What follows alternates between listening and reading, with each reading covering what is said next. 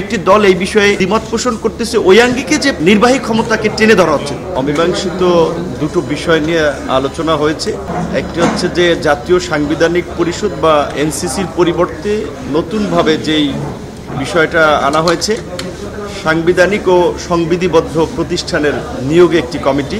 আমরা জাতীয় ঐক্যের স্বার্থে এনসিসির মতো একটা গুরুত্বপূর্ণ ধারণা, নতুন ধারণা বাংলাদেশের রাষ্ট্র পরিচালনায়, সেটি থেকে সরে এসেও জাতীয় ঐক্যের স্বার্থে আমরা এই সাংবিধানিক ও সংবিধিবদ্ধ প্রতিষ্ঠানের নিয়োগের যে কমিটি, যেটা প্রকারান্তে এনসিসির একটা ট্রান্সফরমেশন, আমরা সেটাতে একমত হয়েছিলাম এবং আমাদের দলের পক্ষ থেকেই লাস্ট আলোচনায় সুস্পষ্ট প্রস্তাব ছিল যে এই এনসিসি পরিবর্তে যে জাতীয় সাংবিধানিক ও সংবিধিবদ্ধ প্রতিষ্ঠানের নিয়োগে যে কমিটি করা হয়েছে, এই প্রতিষ্ঠানের মাধ্যমে অন্তত 5 থেকে 7টি কমিশন, নির্বাচন কমিশন, দুর্নীতি দমন কমিশন, পিএসসি, জাতীয় মানবাধিকার কমিশন, তথ্য কমিশন কিংবা পুলিশ প্রধানের মতো এরকম অন্তত 5 থেকে 7টি নিয়োগ অন্তত সেটা ঐক্যমতের ভিত্তিতে, আলাপ আলোচনার ভিত্তিতে এই কমিটিতে দেওয়া হোক। যেহেতু আজকের আলোচনায় আমরা হাউজের পালস বুঝে যেটা বুঝতে পারছি যে একটি বড় রাজনৈতিক দল সহ আরো 2-4টি দল এই বিষয়ে একটু দ্বিমত পোষণ করতেছে। তারা মনে করতেছে যে এটা হলে সরকারের নির্বাহী ক্ষমতাকে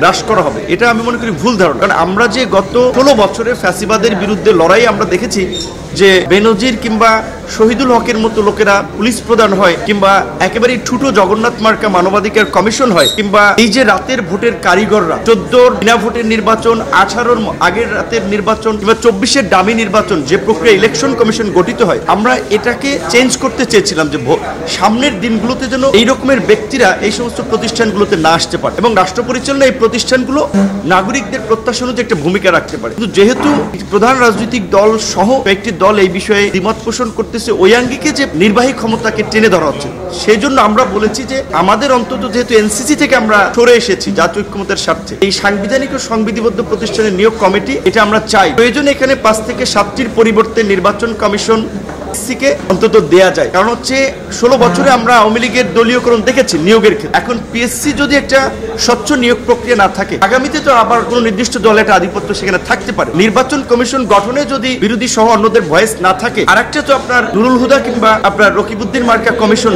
আউয়াল মার্কা কমিশন হতে পারে। তো এই বিষয়ে ঐক্যমত না হওয়াটা অনাকাঙ্ক্ষিত এবং দ্বিকক্ষ বিশিষ্ট সংসদের যে আলোচনাটি মোটামুটি আমরা দেখেছি অধিকাংশ রাজনৈতিক দলই একমত। শুধুমাত্র আপনার ফরমেশন প্রক্রিয়া, উচ্চকক্ষের ফরমেশন প্রক্রিয়া নিয়ে অনেকের দ্বিমত আছে। সেখানে আমাদের দলের পক্ষ থেকে পরিষ্কার অবস্থান আমরা যেটা বলছি যে আমরা আমাদের দলের প্রতিষ্ঠা লগ্ন থেকে আমাদের ঘোষণা ছিল যে ভারসাম্যপূর্ণ সংসদের জন্য আনুপাতিক হারে নির্বাচন এবং উচ্চকক্ষ নিম্নকক্ষ 2 কক্ষ বিশিষ্ট সংসদ।